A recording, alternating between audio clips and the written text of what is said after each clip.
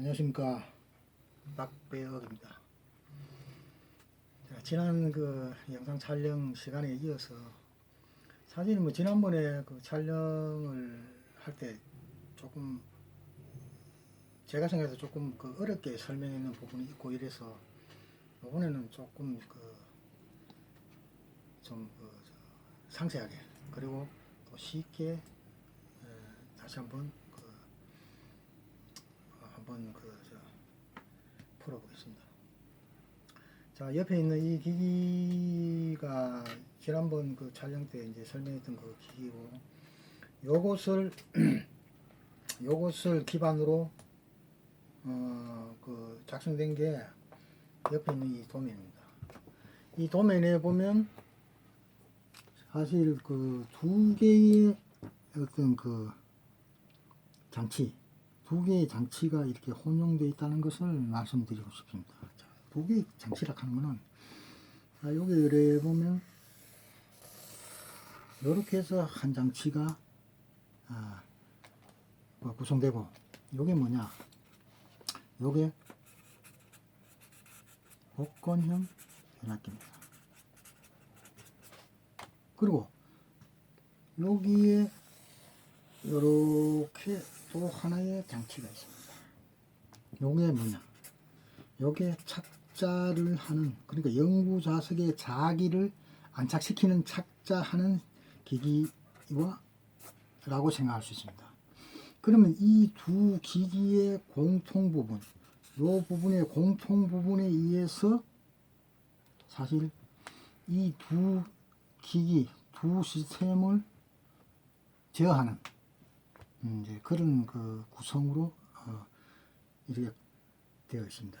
바로 요게 하나의 외부 자기장이고, 요거와 요게 또 다른 외부 장애. 그러니까 두 개의 외부 자기장에 의해서 서로 이렇게 그 내부의 어떤 그 자속의 흐름이 형성되는 기기라고 볼 수 있습니다.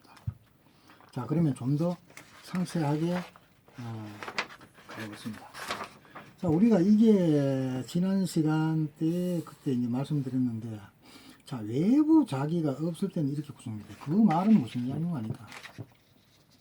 이 공기 중일 때는 뭐 N극과 N극, S극과 S극 서로 밀고, 또 뭐 N극과 S극은 서로 당기고, 인력과 천력이 작용하고, 이렇게 우리가 보통 자석에 대한 개념이 전부 그런 식으로 되어 있습니다. 쉽게 공기 중에 있을 때의 어떤 개념으로 되어 있다. 그러나 지금 이 상황에서는 이 내부, 자, 자성체 내부의 그 자속의 흐름을 지금 규명을 해야 되는데, 자성체 내부에는 자속이 어떤 식으로 구성이 되고 어떤 식으로 흐름이 형성되는지를 바로 이 자구 내의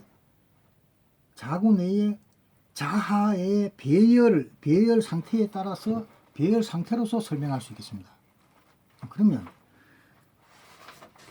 지금 여기서는 외부 자기장이 전혀 없을 때, 자, N극과 두 연구자석도 없고, 그 다음에 여기에 입력부에 전류의 입력도 없는 상태의 경우에는 바로 이런 상태로 구성이 됩니다. 지금 무질서하게 특정한 이 자화의 방향이 없습니다. 근데 여기에 N극과 S극 이런 식으로 외부의 자기장이 딱 형성이 되어버리면 이 내부에는 바로 이런 식으로 구성이 됩니다. 자, 여기에 N극이 여기서 붙으면 여기 N극에서는 요 N극, S극, N극, S극 이런 식으로 내부의 자화의 방향이 이렇게 자구 내에 무수히 많은 그런 형성된 자구 내부의 자화의 방향이 이렇게 되어집니다. 그러면 이 말은 뭔가 이렇게 바로 이런 식으로 전부 구성이 된다. 자, 물론 이때는 제2 자기장이, 그러니까 전류가 입력이 안 됐을 때는 이런 식으로 된다. 자, 그게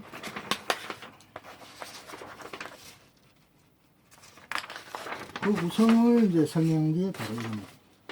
이런 식으로 자아의 방향이 형성된다. 자, 우리가 이 자아의 방향이라고 하는 것은 뭔가 이게 우리가 매우 마찬가지입니다. 우리가 전류의 흐름이라고 하는 건 실제로 전류가 흐르느냐? 실제로 전자가 이동을 하느냐? 그럼 이것도 매우 마찬가지입니다. 실제로 내부에 자속이 흐르느냐? 아니면 자속에 인한 에너지만 흐르느냐? 그건 이제 일단은 이제 사실 전자기학 문제 그게 중요한 건 아니고 무엇보다도 자아의 방향이 이렇게 형성이 된다고 하는 게 중요합니다.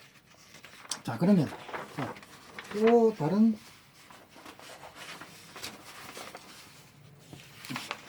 조금 전에 이랬듯이 두 개의 가 이렇게 형성이 된다. 이게 중요합니다. 그리고 요렇게 요거는 조금 전에 설명했듯이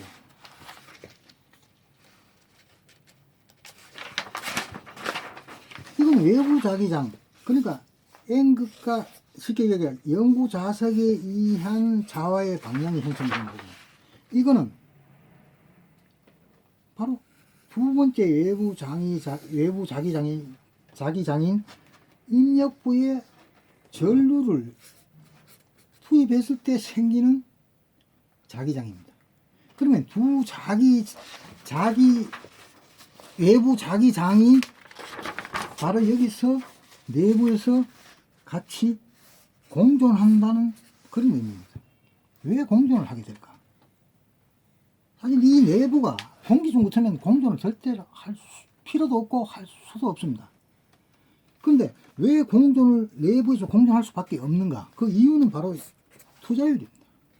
투자율에 의해서 투자율이 공기의 5,000 내지 6,000배나 됩니다. 그 말은 뭔가 할게요. 5,000배나 6,000배의 공기보다 자기 저항이 적다니. 그 자기 저항이 여기에 공기에 비해서 적으니까 내부에서 밀도를 아주 높여가면서까지도 밖으로 이렇게 안 나오고 계속 거기에 그 내부에 머무르게. 그럼 이게 굉장히 중요한 의미인데, 여기서 이 문제 때문에 여러 가지가 많이 발생합니다.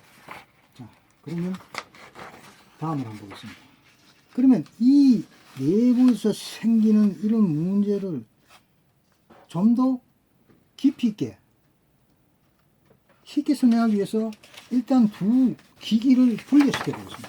자, 두 기기를 이렇게 분리시켰습니다. 조금 전에 이야기했듯이 요거는 복권형, 요거는 착자하는 기기, 두 개를 분리시켜서 일단은 이건 생각을 해보겠습니다. 자, 우선 복권형 기기에 대해서, 복권형 변압기에 대해서 한번 살펴보겠습니다. 복권형 변압기에, 자, 여기에 입력부가 있고 출력부가 있습니다. 자, 입력부, 출력부. 자, 예를 들어 220V, 여기에 220V고, 그 입력이 220V고, 여기에 건선수가 예를 들어 500이고, 건선수가 예를 들어 250이다. 이러면 출력은 어떻게 됩니까? 출력은 110V가 출력되는 겁니다. 매우 변압기입니다, 이게. 복권형. 자, 그래서 입력을, 자, 예를 들어 가지고 3kg, 2kg를 만약에 이 자체의 개의 최대 용량이 2kg다. 2kg면 한 9A 정도 되는데, 자, 9A를 제로부터 쭉 해가지고 최대 용량인 9A까지, 여기에 9A를 흘리면 외부 자기장이 이렇게 형성이 돼서 이렇게 해서 여기서부터 쫙 외부장이 증가를 합니다. 그래서 제로부터 9A까지 딱 증가를 합니다. 그러면 이게, 그럼 처음에 예를 들어 1A 같으면 1A 요것만 계속 요 사이만 하면서 계속 이 루프에 따라서 움직이지만, 이게 이제 9A 되면 크게 이렇게 움직이는 거죠. 그러면 여기서 제로에서부터 외부 자기장을 증가시켜 갈 대로 쭉 가가지고 여기에 뭡니까? 최대 자속 밀도가 되고 여기에 최대 외부 자기장이 되는 겁니다. 그러니까 최대 자기장이 되고 요거는 최대 자속 밀도가 된다. 그 정점이 이렇게. 실제로 이 지점까지 가느냐? 그럴 일은 별로 없겠지요. 왜? 이게 포화자속 밀도니까 포화자속이 된다는 얘기예요. 그러니까 이 지점까지 가면 뭐 상당히 그 열도 나고 이렇게 되겠지요. 그렇지만 어쨌든 간에 최대 자기장까지 갔다가 다시 되돌아오면 이 루프, 이 곡선을 따라 내려오다가 비아르락 한 점을 만납니다. 비아르는 뭐냐? 비아르는 최대 외부 자기장이 제로점으로 되돌아와도 여전히 내부에, 개 내부에 자속이 남아있습니다. 자속이 남아있는 자속이 크기가 어디냐? 요소부터 요까지. 요만큼의 자속이 여전히 남아있다는 얘기예요. 그러면 이 자속을 완전히 소멸시키기 위해서는 어떻게 되냐? 역으로 가야 됩니다. 역으로 가서 요 지점까지 딱 도착하면 BR 이꼴은 세로가 되고 여기서 더 넘어가 버리면 바로 극이 바뀝니다. 자, N극은 S극으로 바뀝니다. 이렇게 S극으로. 자, 그래서 여기서 요 HC락 하는 게 지금 가장 중요하게 생각하는 그 점입니다. 바로 뭐냐? 보자력입니다. 그쪽에서 보자력을 가는 거는 자력을 보호하는 거예요. 이 개의 시스템이 갖고 있는 자력을 보호하는 점이 보자력입니다. 이 지점이. 이 지점을 넘어가 버리면 어떡하냐? 이 지점에서 제로되고 넘어가 버리면 자력이 바뀌니까 기존에 있던 걸 상실하고 새로운 게 자리를 차지한다는 얘기입니다. 자, 일단 복권형은 이 정도로 하고 다음에 자, 착자에 대해서 한번 설명해 보겠습니다. 착자는 우리가 이제 보통 그 흔히들 이제 그 착자하는 방법에 대해서 이렇게 설명합니다. 그럼 예를 들어 가지고 ON을 시키면 이 자성제로에 여기에 외부 자기장이 걸리고 N극과 S극이 걸리면 여기에 S극 되고 N극 되고 이런 식으로 내부에 착자가 이루어지면 뭐냐? 영구자석이. 그러면 이 시스템과 이 시스템의 강자성 체락하는 이 내부가 전부 강자성체입니다. 이거. 여기에 있는 요거는 뭐냐? 바로 자성제로입니다. 다를 게 하나도 없습니다. 이 옆에 있는 그 착자하는 방법과 이 개와 전혀 다를 게 없습니다. 똑같습니다. 그래서 여기도 마찬가지로 외부의 전원을 인가를 해버리면 내부에 외부 자기장이 형성이 돼서 여전히 이쪽으로 형성이 되면 어느 정도까지 대항을 하게 되고 이쪽으로 형성되면 합력이 합자가 돼 가지고 자석의 힘이 더 이 방향으로 세지겠죠. 자, 그러면 이것을 조금 전에 이야기했듯이 BH 곡선. 자, 곡선에 의해서 다시금 설명을 드리겠습니다. 자, 이 부분에 보면 조금 전에 설명했던 게 BH 곡선. 뭡니까 이게? 자기 이력 곡선. 자기 이력 곡선이라고 하는 거는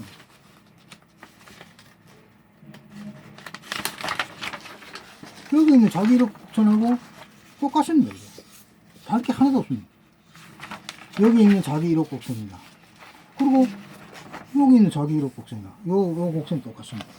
그리고 여기 있는 보자력 부분이나 HC, 여기 있는 HCB나 동일하다는 얘기예요. 이력 곡선이. 그건 무슨 이야기냐? 우리가 이야기하는 전자석이나 영구자석이나 매우 동일한 원리에 의해서 구동된다는 얘기예요. 동일한 원리에 의해서. 자, 그러면 그러면 좀 더 구체적으로 한번 보겠습니다. 여기도 조금 전에 이야기했듯이 어떻게 있습니까? 요 BR이라는 점이 있습니다. 잔류자기. 여기서 이래가지고 이렇게 올라갔다가 이렇게 잔류자기로 내려오다가 여기에 보자력 부분을 만나고 다시 역방향으로 흐르게 됩니다. 그러면 그러면 이 부분을 가지고 좀 더 한번 비교를 한번 해보겠습니다. 자, 여기에 보면 이게 이제 BH 곡선. 조금 전에 이야기했듯이 뭡니까? 복권형 변압기의 BH 곡선. 그래서 요게는 요게 S입니다. 요거는 착자하는 기기의 어떤 자화 곡선. 요게 M이 되겠습니다. 그러면 이 두 기기를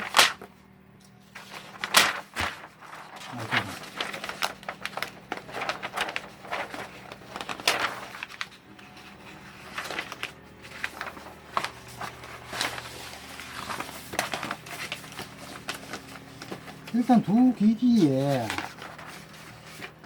조금 전에 이야기했듯이 이 방향이 어떻습니까? 이 방향이. 그래서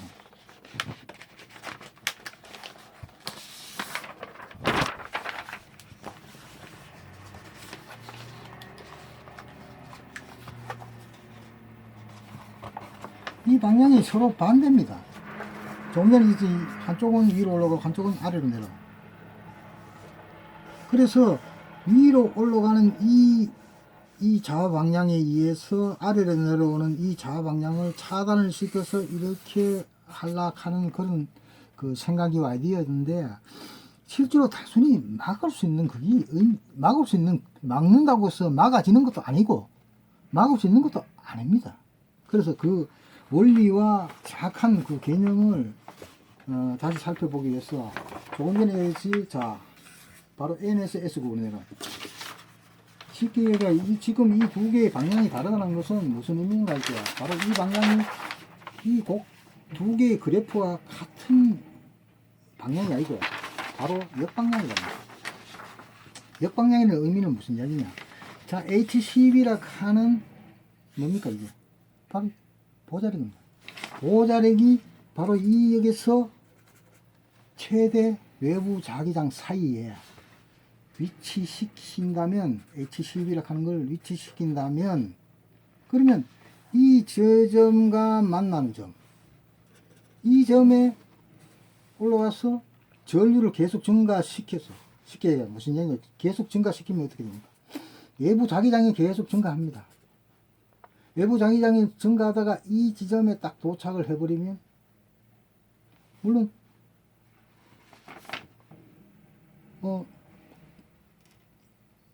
복권형 변압기의 철심은 이런 식으로 올라가겠지. 이런 식으로 올라가지만은 거기에 해당되는 자화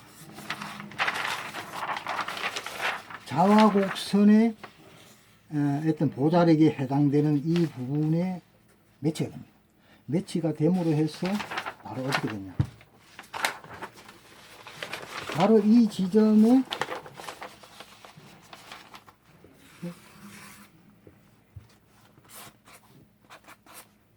제로가 됩니다. 소멸된다니. 방향이 소멸된다는 얘기예요. 그러니까 방향이 무질서한 그런 상태로 되돌아간다는 얘기예요. 그럼 여기서 계속 해가지고 이제 간다면, 이런 식으로 계속 간다면 어디로 가겠습니까? 바로 여기서 바로 HCJ라 하는 고유 보자력으로 가겠죠. 그럼 HCB라 하는 고유 보자력이라는 하는 뭡니까? 바로 탈자는 쉽게 얘기해가지고 영구자석의 자기를 완전히 제거시키고 그러니까 더 이상 자기의 기능을 상실시키는 지점이 바로 HCJ입니다. 그럼 이 지점에까지 도달하겠죠. 근데 물론 이 지점까지 도달하기 전에 먼저 HM에 도달하겠죠. 그리고 설령 HM 안에 HCJ가 있다 손 치더라도 어떻습니까? 자, 우리가 잠깐 이 기기를 한번 보겠습니다. 옆에 이 기기를 보면 실제로 우리가 자기를 거는 부분은 어떤 부분입니까? 바로 철심 내부의 자성체입니다. 그러면 여기에 직접적으로 자기를 거는 게 아니고, 쉽게 얘기하면 여기에 그걸 거는 게 아니기 때문에 여기에 직접적인 영향을 주지 않는다는 얘기예요. 그 말은 뭔가 이렇게 여기에 예를 들어 가지고 강한 자기를 역방향으로 걸어 가지고 여기에 영향을 주려 그러면 바로 이 부분이 없어야 되는 겁니다. 이 부분이 없어야만이 여기에 개를 타고 이렇게 해 가지고 여기에 영향을 줄 수 있다. 이미 옆에 있는 이 부분이 있기 때문에 여기서 개를 걸어도 이렇게 회전을 해 가지고 이미 그 자기의 자속의 흐름이 생성되기 때문에 여기에 영향을 전혀 주지 않는다는 얘기예요. 그렇기 때문에 그것까지도 염려할 필요가 전혀 없고, 단지 중요한 거는 이 최대 자속, 최대 그 외부 자기장과 제로점 사이에, 물론 HC라 하는 요 지점과 HCB가 동일하면 최고 좋겠지만은 실제로 그럴 확률은 아주 힘들다는 얘기예요. 왜? 영구 자석에 해당되는 이거는 보자력이 굉장히 큽니다. 이 보자력이 굉장히 넓습니다. 이게. 근데 여기에 지금 저 규소광파이라든가 이런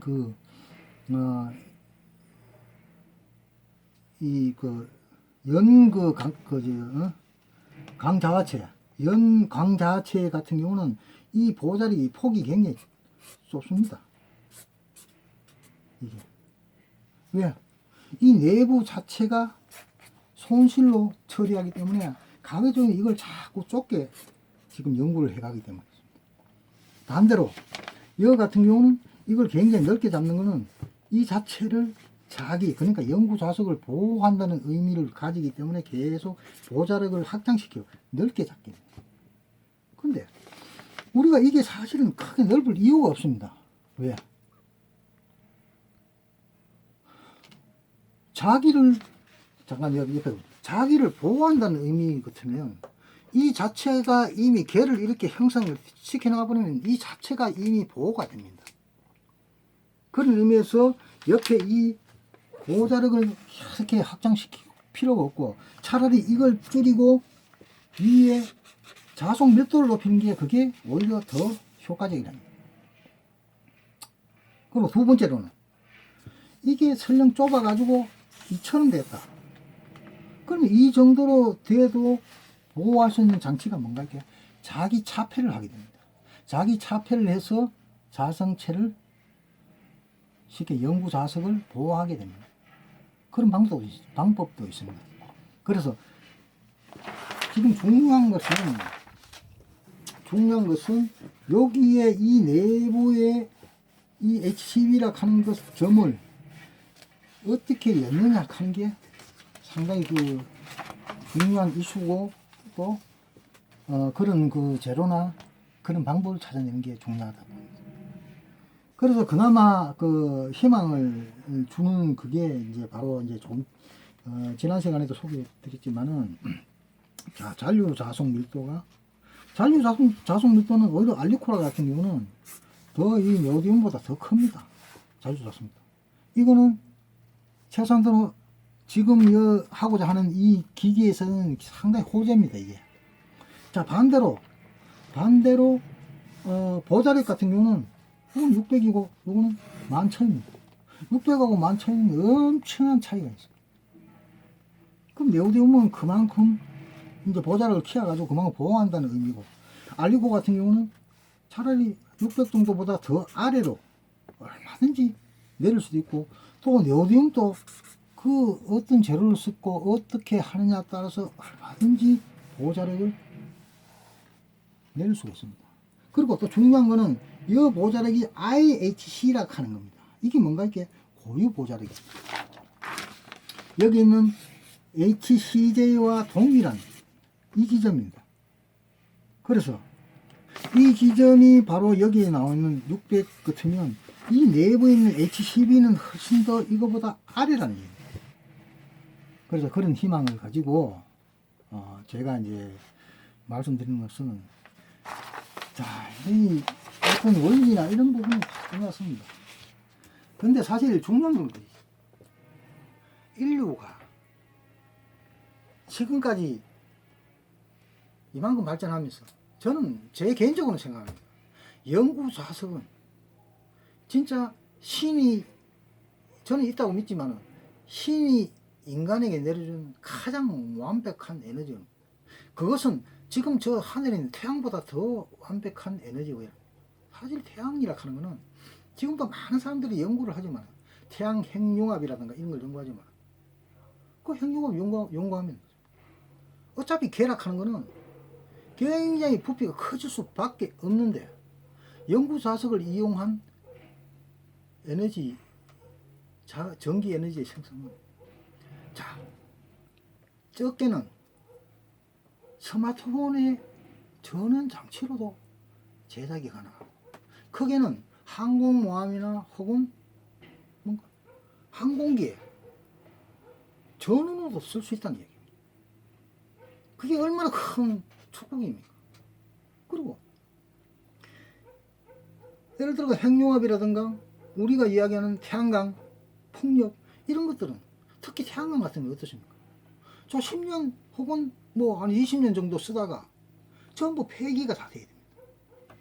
그렇지만 옆에 있는 이 연구 자석은 이게 100년 지나면 1% 정도 줄어듭니다. 그럼 1% 줄어들면 뭐 100년까지 쓸 거 뭐 100년 더 이상 써도 상관이 없지만은 그 전이라도 다시 새롭게 착자를 시키면 또다시 100%가 됩니다. 그러면 이 자체는 뭐냐? 폐기물이 아닙니다. 이거는. 그래서 제가 신의 축복이라 하는 이유가 바로 겁니다. 여기서 에너지만 우리가 자기 에너지만 뽑아 쓸 수가 있다면 적용할 수 있는 분야 하나 그리고 가장 완벽한 에너지원이 될 수 있다는 얘기예요. 그래서 그 방법이나 그 에너지를 뽑아 쓸 수 있는 그게 전부 다 이런 것 그리고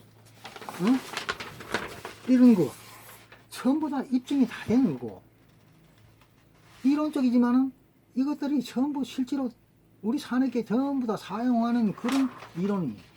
여기에 더 이상 수백 년 동안 이미 다 입증된 그걸 가지고 새로 다시 의심할 이유도 없고 필요도 없다는 얘기입니다. 제가 말씀드린 건 바로 그렇습니다. 이 지점에서 이 지점까지에 들어가는 HCB를 열 수 있는 그것만